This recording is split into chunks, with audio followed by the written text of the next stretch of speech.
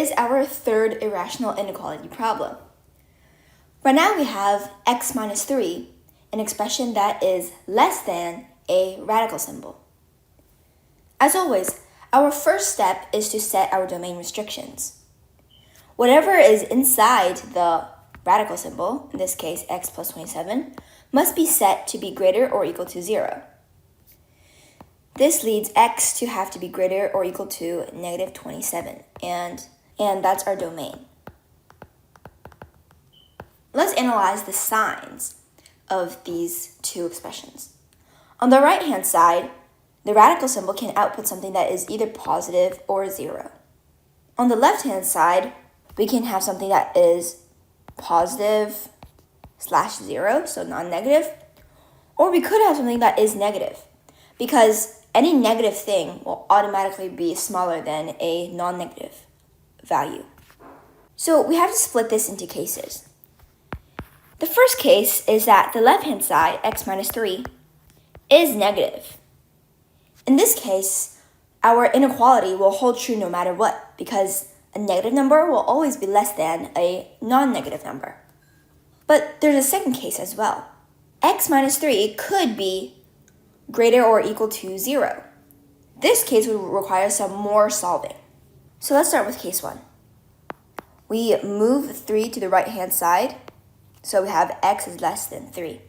When we intersect this solution set with our domain, we see that x is less than 3 and greater or equal to negative 27.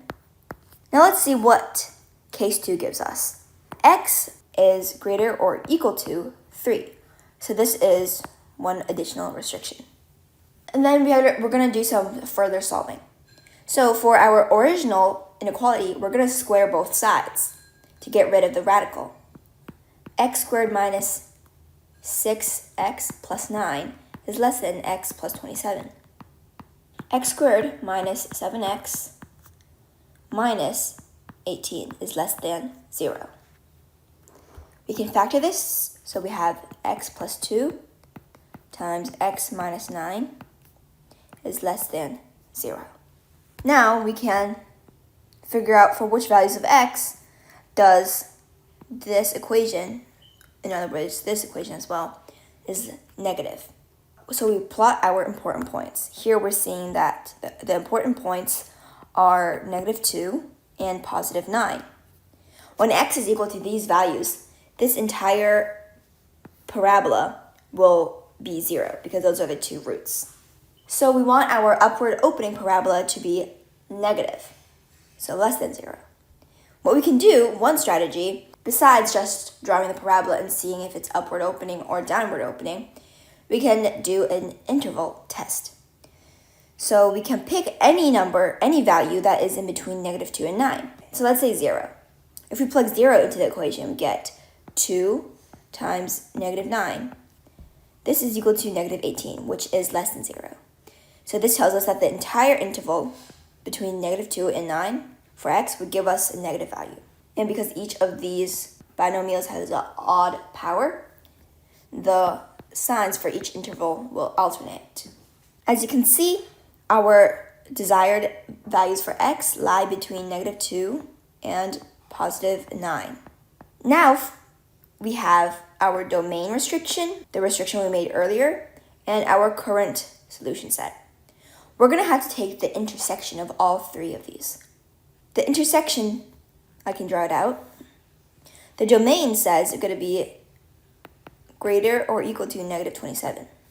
And then we also said x must be greater or equal to positive 3. And then our final solution set told us that x must be between negative 2 and positive 9. So the intersection of all of these, where all these colors would meet, would be at just negative 2 to positive 9. So now we have two solution sets, one for case 1 and the other for case 2. What we do now for these two separate solution sets is to take the union of them. So before, within each of these cases, we were taking the intersections of many restrictions. But now that we have two finalized solutions that come from two separate cases, we're going to take a union of them. So the lowest bound comes from negative 27 inclusive, which we got over here. The highest bound came from positive 9, which we got over here. So our answer is negative 27, 9. Here, to double check our answer, you can double check your answer visually by graphing it out using a graphing calculator.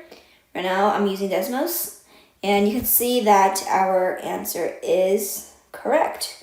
It runs from negative 27 to positive 9. However, another way to do this is to think of this inequality as comparing two different functions.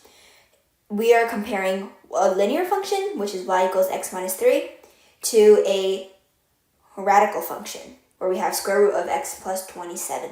And we're looking for the values of x where the straight line is below the square root function. And if you look here, you can still see this occurs when we have is from negative 27 to positive 9